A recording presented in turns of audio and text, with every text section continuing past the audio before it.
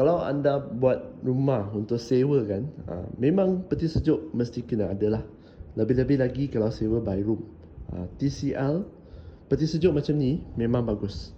Sebab satunya dia besar. Jadi kalau sewa by bilik kan, mereka boleh kongsi lah. Biasanya mereka akan kongsi tempat-tempat ruang-ruang yang ada dalam peti sejuk. Dan apabila kalau anda sewa bilik, kalau Muslim, pastikan semua Muslim ya, senang nak asingkan makanan halal dengan haram. Okay?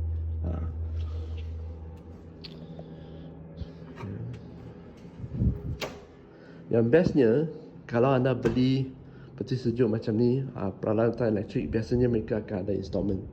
Jadi manfaatkan installment tu untuk aliran tunai anda. Dapatkan yang 0% interest. Okay? Faedah kosong. Boleh terus tengok beg kuning lah.